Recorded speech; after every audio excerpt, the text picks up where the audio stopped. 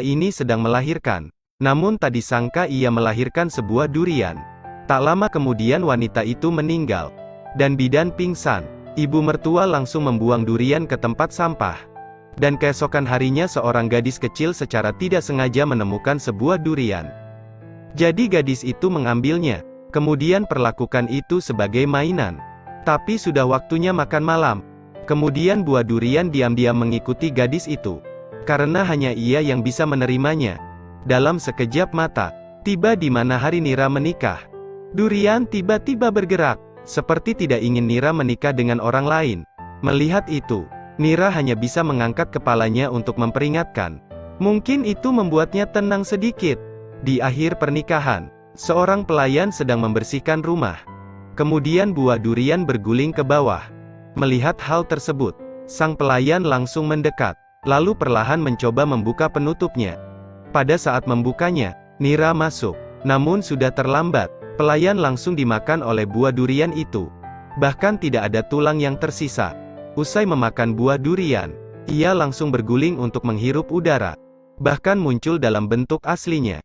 Demi keselamatan seluruh keluarga, ia harus menyimpannya di dalam kotak. Setelah itu datang suaminya. Setelah memasuki kamar, dia langsung ingin menikmati malam pernikahan bersamanya. Bagaimanapun, ini adalah hari bahagia bagi mereka berdua. Tapi monster itu cemburu. Jadi ia mencoba untuk keluar dari kotak. Saatnya berpelukan untuk mempersiapkan langkah selanjutnya. Kemudian monster itu meluncur keluar. Kemudian memberinya tamparan yang menyebabkan dia pingsan. Selanjutnya, ia mengendalikan tubuhnya. Melihatnya, sangat menyakitkan. Nira memohon padanya. Ketika merasa sangat patah hati, ia berhenti meskipun tidak terlalu rela. Dan untuk menghibur monster itu, ia harus memeluknya untuk tidur sepanjang malam. Masih harus berbaring di lantai. Hari berikutnya, ia mengambil pisau panjang untuk bersiap menghancurkan monster ini. Karena malam pernikahan dihancurkan oleh orang lain, ia menanggungnya. Terlebih lagi ini adalah monster yang sangat mematikan. Setelah menurunkan pisaunya, keluarlah cairan berwarna merah. Bahkan ada asap hitam membubung. Tetapi sedetik kemudian, semua darah segar secara otomatis dikumpulkan.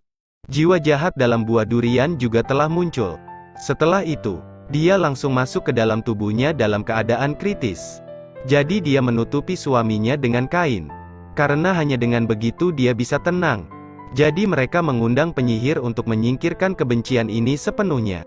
Adapun penyihir, setelah memeriksa lingkaran, dia tiba-tiba menemukan bahwa setiap sudut dan celah rumah memiliki aura tak menyenangkan yang sangat berat. Bahkan penyihir sangat memahami hubungan antara monster ini. Dan jika kamu ingin menghancurkannya, kamu hanya bisa mengandalkan Nira sendiri. Jadi mage menyuruh Nira untuk mandi dan bersih-bersih sebagai umpan. Kemudian diminta untuk meletakkan cermin di kamar. Sementara Nira sedang merias wajahnya. Kebencian juga segera muncul di belakangnya. Kemudian dengan lembut bantu dia menyisir rambutnya. Monster itu sangat memuaskan tetapi juga sangat menakutkan. Dan ketika dia masuk, monster itu sangat marah sehingga segera bergegas ke arahnya. Kemudian dia segera memasuki tubuhnya. Bahkan menggunakan rantai besi untuk mengikatnya. Namun bukan berarti ia mudah dikalahkan. Saat dikendalikan, dia menggunakan rantai besi untuk mencekik dirinya sendiri. Pada saat bahaya, dia melepaskan kain putih yang menutupi cermin. Dan saat melihat lurus ke cermin, monster langsung tersedot ke dalamnya. Kemudian dia bangun lagi. Penyihir itu kemudian juga mengatakan bahwa hanya sepenuhnya memutuskan hubungan dengan monster itu yang bisa menghancurkannya. Setelah itu, dia menuruti penyihir itu dan memutuskan hubungan terlarang ini.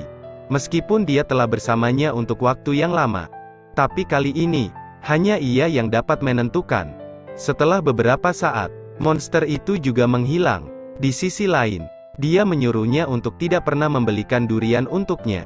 Kalau tidak, dia pasti akan memutuskan hubungan dengannya. Mereka berdua kemudian tersenyum dan saling berpelukan dalam kebahagiaan. Wanita ini dikelilingi oleh 4 pria yang bersemangat. Tapi dia tidak menunjukkan kepanikan.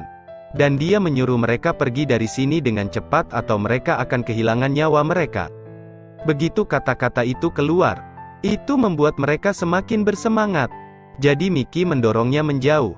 Dan dia juga tahu bahwa para preman ini tidak akan menyerah. Jadi dia memutuskan untuk membiarkan rambutnya yang panjang tergerai. Saat ini, dia hanya melihat monster seukuran ibu jari meluncur ke bawah. Ketika keempat orang ini melihatnya, mereka duduk untuk mengamati dan menertawakannya. Tak disangka, sedetik kemudian sang yokai menjadi raksasa, menyebabkan keempat orang ini melarikan diri. Tapi bagaimana bisa para yokai mengabaikan mereka? Kemudian meninju masing-masing dari mereka, membuatnya lebih kecil. Kemudian dia mengambil keempatnya dan memasukkannya ke dalam mulutnya. Setelah kembali ke rumah kakak iparnya, dia meraih tangan Miki dan menolak untuk melepaskannya. Ini juga membuat yokai merasa sangat tidak nyaman, sehingga ia kesulitan untuk keluar. Miki melihat itu, jadi dia hanya bisa membuat alasan dan pergi. Jepit rambut juga didorong ke belakang olehnya. Alasannya karena jika ada yang berani menggertak Miki, kemudian yokai berkepala besi akan membunuh orang itu seketika. Tetapi cara perlindungannya membuatnya sangat menakutkan. Pada malam hari, sang kakak ipar menyelinap ke kamar Miki, lalu membidik kunci brankas di atas meja. Keduanya tampaknya telah terlahir sebagai pasangan. Jadi dia mencuri uang dan berpikir bahwa tidak ada yang akan mengetahuinya. Namun tak disangka, semua aksinya itu disaksikan oleh yokai. Miki juga tiba-tiba terbangun saat itu dan menemukan bahwa brankasnya terbuka. Dia tidak perlu mengatakannya, dia tahu pasti bahwa itu adalah saudara iparnya. Jadi Miki pergi ke kamarnya, dan kemunculannya yang tiba-tiba juga membuatnya terkejut. Kemudian Miki menyuruhnya untuk mengembalikan uangnya. Dengan begitu dia akan bersikap seolah-olah tidak terjadi apa-apa. Tapi bagaimana bisa kakak ipar mengakuinya begitu dengan mudah? Jadi dia mendorongnya dan menyebabkan kalungnya jatuh. Yokai melihat Miki diganggu. Mau tidak mau ia langsung bergegas keluar. Kemudian ia juga langsung menjadi besar dan memukuli adik iparnya sampai mati. Ketika Miki melihat itu, dia hanya bisa menutup mata. Karena pada dasarnya dia tidak bisa menghentikannya. Dan setelah mengambilnya kembali, dia hanya bisa pergi tanpa daya. Keesokan harinya ketika saudara iparnya bangun dan menemukan istrinya hilang, ditambah kalungnya terjatuh ke lantai, dia dengan cepat berlari ke kamar dan hanya melihat dia sedang berganti pakaian. Jadi dia meneguk, lalu perlahan mendekati Miki.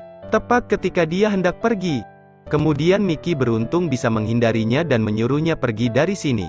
Siapa sangka kakak iparnya memeluknya erat-erat dan tidak melepaskannya. Dia bahkan meremas dagunya. Hal ini membuat yokai sangat marah sehingga dia mengeluarkan asap. Adapun Miki, dia tidak ingin dia dipukuli sampai mati. Jadi dia bergegas keluar, tapi kakak iparnya masih mengejar. Dia bahkan mengeluarkan kalung itu untuk mengancamnya. Jika saya tidak menunggu kakak saya kembali, saya akan mengatakan kepadanya bahwa dia menyelinap ke kamar saya dan merayu saya. Ketika melihat orang ini masih keras kepala seperti itu, dia juga tidak berdaya untuk membiarkan rambutnya terurai. Setan juga muncul seiring dengan itu. Selanjutnya, dia meninju adik iparnya, kemudian langsung jadikan dia titik fokusnya.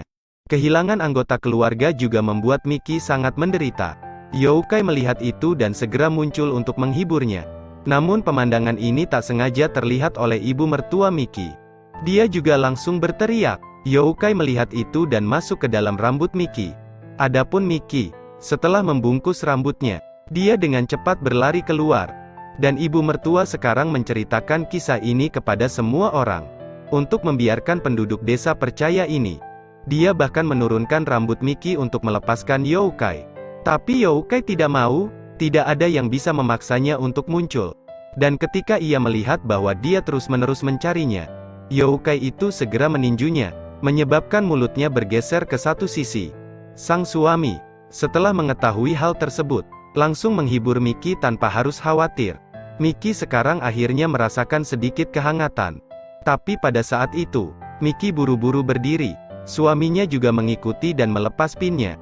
Kemudian Miki menjadi sangat gugup. Adapun monsternya, pernah memukul suaminya karena terlalu marah. Setelah keluar, dia bahkan menggunakan sihir untuk membuat rambut Miki melilitnya. Karena dia sangat marah ketika melihat dia semakin intim dengan pria lain. Miki melihat ini dan meminta suaminya untuk membantu membungkus rambutnya. Dengan begitu, kamu bisa mengontrol yokai meski hanya sesaat. Sang suami melihat itu dan langsung menanyakan latar belakang Youkai tersebut.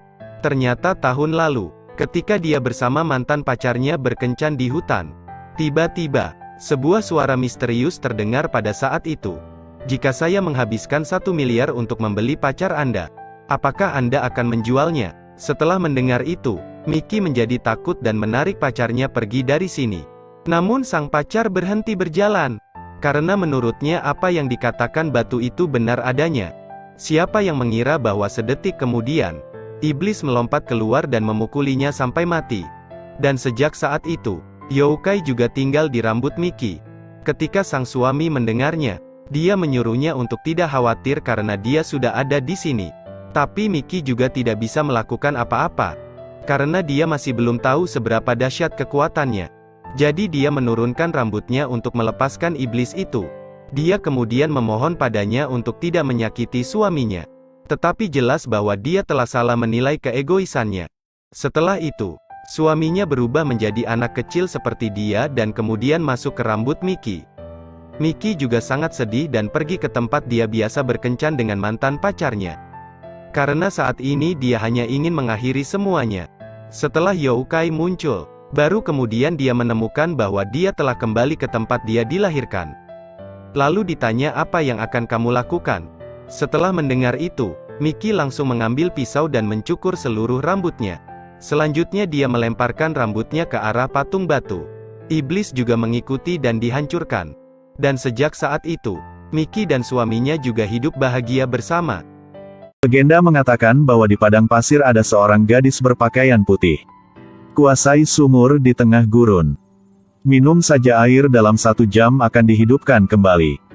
Namun, siapapun yang ingin mendapatkan air harus membayar harga tertentu. 3 saudara lainnya ingin mengobati penyakit ibu mereka. Jadi mereka menemukan sumur ajaib ini. Tapi gadis berbaju putih tidak akan membiarkan mereka membawa air. Biarkan mereka memberikan alasannya. Gadis-gadis itu pasti tidak setuju. Kata ibumu. Ditakdirkan untuk meninggalkan dunia. Jika mereka masih mencoba untuk melanggar aturan, maka kalian akan dihukum dengan benar. Dengan itu, gadis itu tenggelam ke dalam sumur lagi. Ketiga bersaudara itu hanya ingin menyelamatkan ibu mereka. Harus mengabaikan peringatan gadis itu. Mereka masih mengambil air dari sumur dan membawanya pulang untuk ibu mereka. Begitu mereka kembali, mereka buru-buru memberi makan air sumur untuk diminum ibu mereka. Seluruh keluarga berkumpul menunggu keajaiban muncul. Seperti setelah sekian lama, masih tidak ada gerakan dari ibu. Saudara-saudara tidak bisa menahan air mata mereka. Apakah seperti yang dikatakan gadis di sumur itu? Apakah semua takdir yang tidak bisa dipatahkan? Ketika semua orang perlahan tenggelam dalam kesedihan. Lalu ibu tiba-tiba bernafas normal kembali. Kulit yang terbakar parah oleh api segera sembuh seperti sebelumnya. Kemudian ibu membuka matanya dan duduk. Ketika ketiga bersaudara itu melihat ibu mereka hidup kembali, mereka sangat bahagia. Tetapi sang ibu baru saja mendengar bahwa dia hidup kembali karena dia meminum air sumur. Sangat takut sehingga dia mendesak putranya untuk melarikan diri. Karena mereka melanggar aturan alam. Gadis berbaju putih pasti akan datang ke pintu. Tapi mereka belum dibersihkan.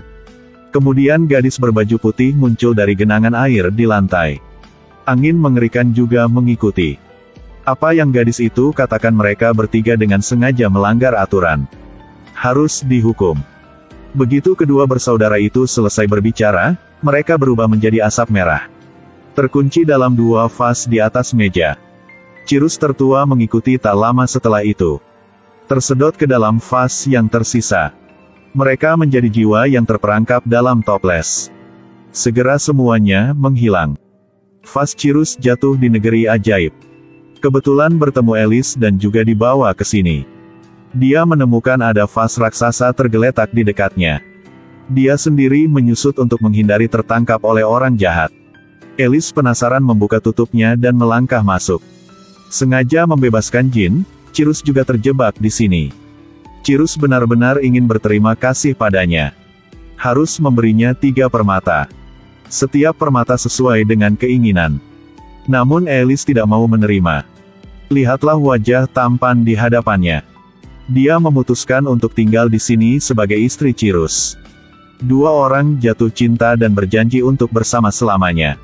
Tapi di kerajaan peri ini, ada Ratu Merah yang kejam dan kesepian. Dia tidak mengizinkan siapapun untuk menjadi pasangan di dunia ini. Jadi dia pergi ke tempat yang memisahkan mereka berdua. Dia menjentikkan tangannya dengan ringan ke arah Cirrus.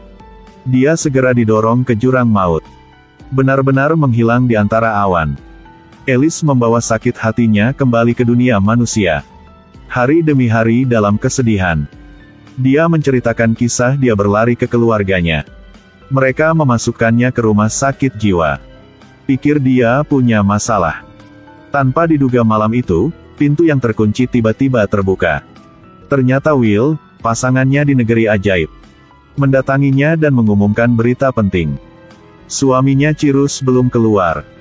Masih di negeri ajaib. Alice mendengarkan ini seperti diberdayakan oleh cinta. Dia mengalahkan para penjaga sendirian. Membawa sepatu kulit hitamnya. Berjalan keluar dari rumah sakit dengan Will dengan bermartabat. Di lorong, dia melihat kelinci yang familiar lagi. Mereka berdua mengikuti kelinci ke gudang. Kelinci menggambar lingkaran di pintu. Buka pintu masuk ke negeri ajaib. Alice dan Will berjalan bergandengan tangan. Tapi kali ini kurang beruntung. Mereka jatuh ke danau yang penuh gelembung di negeri ajaib. Tidak ada bedanya dengan berpakaian di dunia nyata. Dua orang terjebak dan tidak bisa keluar. Tubuh secara bertahap tenggelam ke dalam danau. Saat kritis, Alice telah menemukan cara. Dia menangkap capung yang bernapas api. Remas ekornya dengan sekuat tenaga.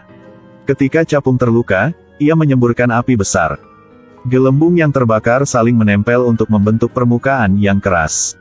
Mereka berdua mengikuti dan naik ke pantai. Tapi tidak melihat kelinci. Tidak mungkin, mereka berdua pergi sendiri. Mereka menemukan sebuah pohon tua yang besar. Alice kemudian naik untuk mengamati arah. Tiba-tiba, di belakangnya muncul monster. Alice melangkah mundur dan hendak melarikan diri. Lalu kucing raksasa itu berhenti di depanku. Kucing Cheshire pernah membantu Alice di negeri ajaib. Sekarang sepertinya dia benar-benar melupakannya. Bahkan melihatnya sebagai mangsa untuk dimakan. Kucing dengan mata besar bergegas menuju tempat Alice berdiri. Tapi dia lebih cepat, melompat dan menempel di cabang terdekat. Tapi dia tidak bisa bertahan dan jatuh dari atas ke tanah. Kucing itu juga mengejar, melompat turun dari pohon. Alice yang panik segera melarikan diri. Kucing itu berjalan ke arahnya selangkah demi selangkah. Dengan senyum buas di wajahnya. Itu mengetuk Alice dan membuatnya jatuh. Lalu ekornya menyapu. Akhirnya, gunakan kakinya untuk memaksa Alice berbaring rata di tanah. Ngiler, ternyata, Cheshire telah secara sadar dikendalikan oleh Ratu Merah. Alice saat ini hanyalah makan malam di matanya. Itu membuka mulutnya untuk mengungkapkan gigi yang tajam. Bersiaplah untuk menikmati makan malam di depannya. Ketika ribuan pound menggantung rambut, untungnya Will muncul tepat waktu. Dia menginjak punggungnya menarik perhatian kucing. Lalu sobek sepotong jamur di sampingnya. Lempar langsung ke mulut kucing. Keajaiban segera muncul. Hanya melihat kucing itu secara bertahap menyusut. Jadilah kucing kecil. Itu melompat ke rumput dan lari dari tempat ini. Alice masih belum tenang dari keterkejutannya. Temannya telah berubah. Bahkan kucing Cheshire telah berubah. Nightwill, yang dulunya musuh, sekarang menjadi kawan. Tidak tahu apa yang akan terjadi padanya selanjutnya. Keduanya melanjutkan perjalanan mereka untuk menemukan mobil Cirrus. Mendengarkan Will, dia pernah melihat Cirrus di rumah pembuat topi gila. Tepat setelah itu sepertinya Alice melihat sesuatu. Dia tidak bisa menyembunyikan kegembiraannya dan berlari ke arah itu. Ketika dia mendorong pintu terbuka, topi akrab muncul di depan mata. Ini adalah rumah pembuat topi. Tetapi baik Cirrus maupun pembuat topi tidak dapat ditemukan. Tiba-tiba, mereka ketemu paman kelinci yang kehilangan jejaknya. Alice hanya bisa kecewa. Dia melangkah keluar dan melihat sekeliling. Tiba-tiba, dia menemukan rantai permata yang memancarkan cahaya merah. Alice sangat senang karena dia melihat Cyrus memakai kalung ini. Itu artinya dia masih hidup. Alice segera mendapatkan keinginan untuk bertarung. Menarik Will untuk terus mencari Cyrus. Mereka datang ke rerumputan dan perlahan merangkak turun. Tiba-tiba sekarang, tepat di depan mata mereka, muncul seorang pria mengendarai karpet terbang di atas.